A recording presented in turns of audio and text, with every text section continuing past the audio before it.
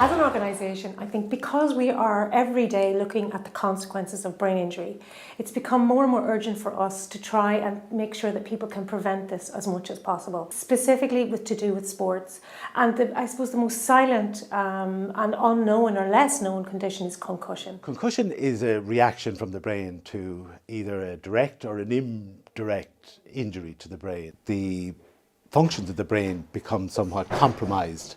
Concussion is one of those hidden incidences where you don't see it. It's not like a torn ligament or a broken leg where it's kind of really very evident. And so what we're trying to do is get people to make the connection that when they get a bang to the head and they start to feel a bit nauseous or dizzy or disorientated, that they really have to stop and say, this is quite serious, this could be a concussion.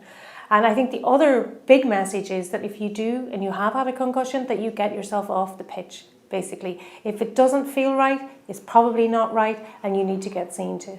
And we would be asking also coaches, mentors, parents, also to be aware that sometimes what they observe, the players themselves aren't feeling. Like we've had players say, for example, that they've played on and they can't remember the last half of the match. Now, they wouldn't necessarily have identified that they themselves had a concussion, but people should have been watching and need to be able to take those people off the pitch. They need to then sit it out. They need to take time to recover, to have rehab before they return to play.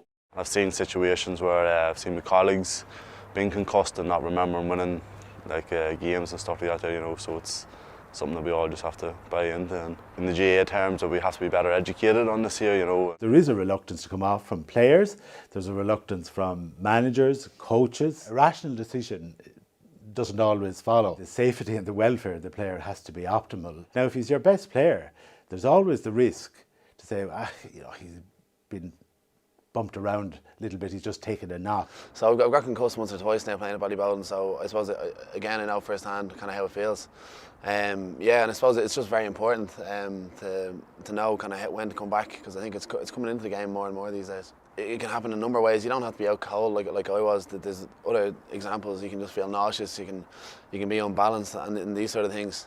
So it's very important for amateur players to know all the symptoms. I suppose there was a good few players there that hadn't been wearing the helmets and then they had to go wear them, and I suppose at the start they probably thought it was different, but I suppose they just got on with it because they knew they had to, and I think now no player would it's just common knowledge, they just take the helmet and that's it. I think the campaign with ABR and the GAA and GPA was really around education and empowering players and coaches, not only around recognising the symptoms of concussion and when it's occurred, but also about how to recognise when to take someone out of a game, when to maybe someone needs further investigations. I think it is just about, I suppose, the 4 hours of report it, rest it, recuperate and return, and I think that's the big thing, is that it would follow those guidelines and that everyone would be safe and would recognise the importance of it.